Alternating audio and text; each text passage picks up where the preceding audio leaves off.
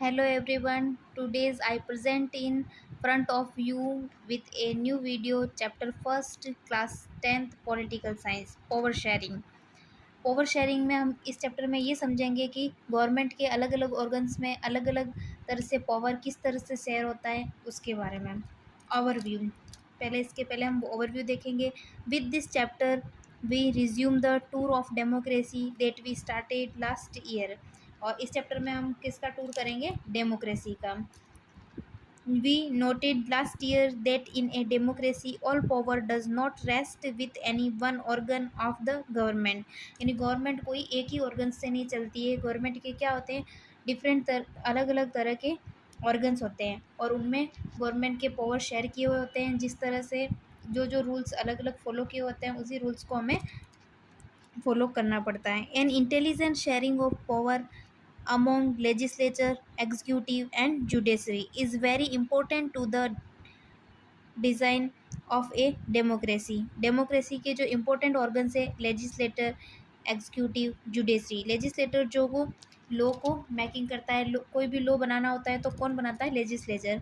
फिर है executive. Executive जो लॉ लेजिस्लेचर बनाता है उसे एग्जीक्यूटिव उसे इम्प्लीमेंट करता है यानी लागू करता है। एंड जुडिशरी, जुडिशरी में कोर्ट है, पुलिस है, लॉयर्स वगैरह जो हमें क्या करते हैं? जस्टिस दिलाते हैं यानी न्याय दिलाते हैं।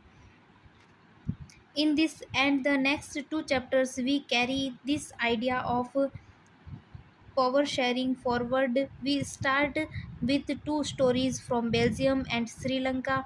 Both these stories are about how democracies handle demands for power sharing. The story yield some general conclusions about the need for power sharing in democracy. This allows us to discuss various forms of power sharing that will be taken up in the following two chapters। इस chapter में हम to story के ऊपर पढ़ेंगे कि किस तरह से यहाँ पर पावर शेयर हुआ था और किन किन टर्म में हुआ था। बेल्जियम और श्रीलंका की स्टोरी पढ़ेंगे इसमें कि कौन सी कंट्री एकोमोडेट थी और कौन सी कंट्री में वॉर के साथ पावर शेयर हुआ। इस सब के बारे में आगे हम पढ़ेंगे। अब हमारा चैप्टर स्टार्ट है Belgium and Sri Lanka. Belgium is a small country in Europe, smaller in area than the state of Haryana. Belgium एक स्मॉल कंट्री है यूरोप कॉन्टिनेंट की। जैसे हमारा इंडिया एशिया कॉन्टिनेंट में आता है वैसे ही बेल्जियम कौन से कॉन्टिनेंट में आता है? यूरोप में।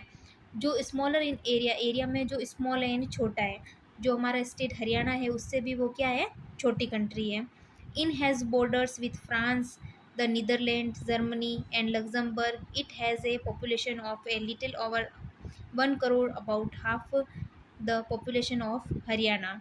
जिसके जो बॉर्डर्स पर जो कंट्री आती है नीदरलैंड है, फ्रांस है, जर्मनी है, लग्जमबर्ग, ये जो कंट्री है उसके बॉर्डर्स पर आते हैं।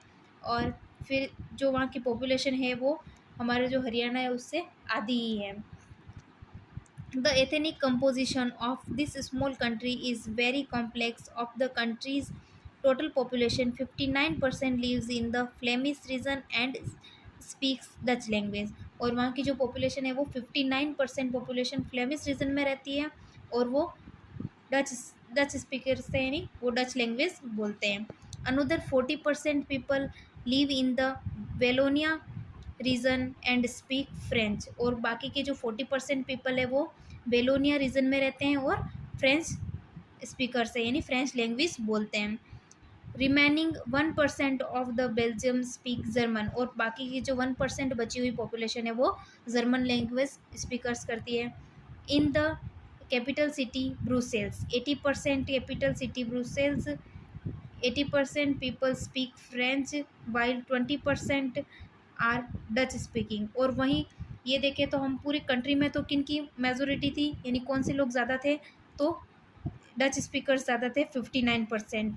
और वहीं हम कैपिटल सिटी ब्रुसेल्स यानी ब्रुसेल्स की जो कैपिटल है, बेल्जियम की जो कैपिटल है ब्रुसेल्स, वहाँ की बात करें तो वहाँ के जो 80% लोग हैं वो फ्रेंच स्पीकर से यानी फ्रेंच लैंग्वेज बोलते हैं। तो जिन लोगों की पूरी कंट्री में मेजोरिटी है उन लोगों की कैपिटल में मेजोरिटी नहीं है, उनकी माइनॉरिटी है।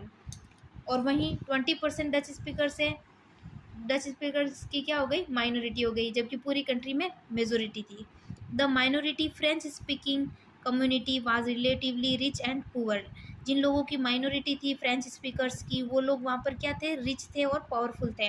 रिच यानी अमीर थे और पावरफुल ताकतवर थे। This was resented by the Dutch speaking community who got the benefit of economic development and education much later.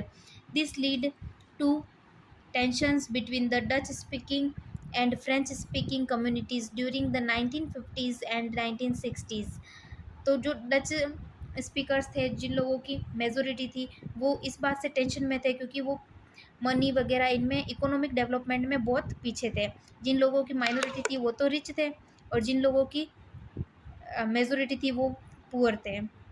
The tension between the two communities was more acute in Brussels. Brussels presented a special problem. The Dutch speaking people constituted a majority in the country but a minority in the capital. तो यहाँ पर लोगों ने फिर किस तरह से power share किया होगा माइनॉरिटी और मेजोरिटी के अंदर, वो सब हम आगे पढ़ेंगे। Let us compare this to the situation in another country. अब हम दूसरी कंट्री की भी सिचुएशन देखते हैं, वहाँ पर किस तरह की सिचुएशन थी। Sri Lanka is an island nation just a few kilometres off the southern coast of Tamil Nadu. Sri Lanka है वो एक आइलैंड नेशन है। आइलैंड नेशन मीन्स जिनके चारों तरफ पानी होता है उसे आइलैंड नेशन बोलते हैं, और वो फ्यू किलोमीटर्स यानी कुछ ही किलोमीटर दूर है तमिलनाडु से। It has about 2 crore people, about the same as in Haryana. Like other nations in the South Asia region, Sri Lanka has a diverse population. The major social group are the Sinhala speakers 74% and the Tamil speakers 80%. जैसे Belgium में Dutch speakers कितने percent थे, Tamil speakers कितने percent थे, वो देखा था, वैसे ही हम श्रीलंका का देखेंगे। श्रीलंका में सिंहला लैंग्वेज बोलने वाले लोग कितने थे, तमिल लैंग्वेज बोलने वाले लोग कितने थे। सिंहला लैंग्वेज 74% पीपल्स बोलते थे और तमिल स्पीकर्स 18% थे। Among Tamils there are 2 subgroups. Tamils native of the country are called Sri Lankan. जो तमिल्स बोर्न से ही श्रीलंका में ही रहते हैं उन लोगों को श्रीलंकन तमिल कहा जाता है। और तमिल्स 30%, जो श्रीलंकन तमिल्स थे वो 30% थे। The rest whose fathers came from India as plantation workers during colonial period are called Indian Tamils. As you can see from the map, Sri Lankan Tamils are congregated in the north and east of the country. Most of the Sinhala speaking people are Buddhist, while most of the Tamils are Hindus or Muslims. There are 7% Christians who are both Tamil and Sinhala. और जो Indian Tamils थे, श्रीलंकन तमिल जो born से वहीं रहते थे, और Indian Tamils के जो फादर्स वगैरह थे वो क्या करने के लिए, वर्किंग करने के लिए गए थे, कुछ वर्क करने के लिए, प्लांटेशन के लिए श्रीलंका जाके बसे थे, उन लोगों को इंडियन तमिल्स कहा जाता है। Just imagine what could happen in situations like this. In Belgium, the Dutch community could take advantage of its numeric majority and force its will on the French and German speaking population. This would push the conflict among communities further. जैसे वहाँ पर जिन लोगों की majority थी, minority थी, उन लोगों ने एक दूसरे के प्रति किस तरह का बिहेव किया था उसके बारे में पढ़ेंगे। This could lead to a very messy partition of the country. Both the sides would claim control over Brussels. In Sri Lanka, the Sinhala community enjoyed an even bigger majority and could impose its will on the entire country. Now let us look at what happened in both these countries. यानी जो श्रीलंका में Sinhala speakers की majority थी वो लोग तो क्या कर रहे थे, माइनॉरिटी वाले लोगों के ऊपर दबाव डाल रहे थे, अपनी मनमर्जी से वो एंजॉय कर रहे थे अपनी लाइफ को, और जिन लोगों की तमिल स्पीकर्स की माइनॉरिटी थी उनके ऊपर डिस्क्रिमिनेट कर रहे थे, यानी भेदभाव कर रहे थे। Thanks for watching. नेक्स्ट अगले पार्ट में पढ़ेंगे हम आगे का चैप्टर। धन्यवाद।